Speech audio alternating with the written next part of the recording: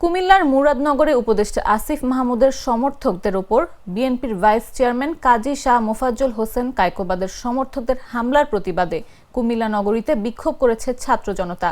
বুধবার রাত 9:30টার দিকে নগরীর পুলিশ লাইন মোড় থেকে তারা মিছিলটি বের করেন।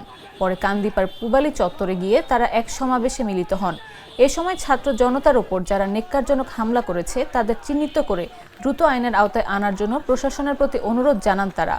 এর আগে বিকাল 5:30টার দিকে মুরাদনগর উপজেলার সদরে উপদেষ্টা আসিফ মাহমুদ ও তার পরিবারের নামে মিথ্যাচার ও ষড়যন্ত্রের বিরুদ্ধে মুরাদনগরে আয়োজিত বিক্ষোভ সমাবেশে কায়কোবাদের সমর্থকরা আসিফ সমর্থকদের ওপর হামলা চালায়।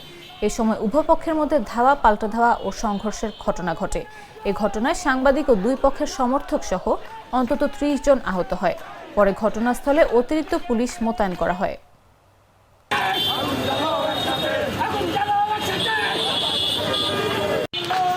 গত বছর জুলাই মাসে যে স্বৈরাচারী সরকার পতনের জন্য আমাদের এই দেশের ছেলেরা এই দেশকে রক্ষা করার জন্য তাদের রক্তের বিনিময়ে আজকে আমরা এখানে বসেছি।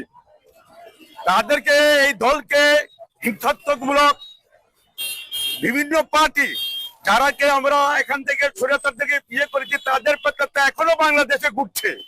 তাই আপনারা আজকে দেখতে পাচ্ছেন এই পার্টিটা অত্যন্ত সুন্দরভাবে কাজ করে আগে যাচ্ছে। দেশে বিভিন্ন স্থানে তারা বিভিন্ন সুন্দরভাবে বক্তব্য রাখছে এবং দেশের কিছু উন্নয়নমূলক কাজে তারা আগে যাচ্ছে।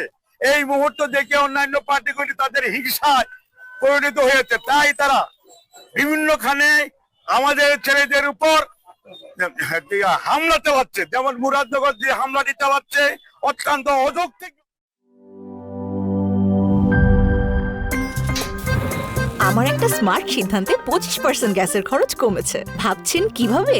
সাধারণ গ্যাস স্টোভ বদলে আমি এনেছি আরএফএল গ্যাস স্টোভ। এর সাইন্টিফিক নজল ও ব্রাস বার্নার ক্যাপ সমানভাবে তাপ ছড়িয়ে রান্না করে দ্রুত।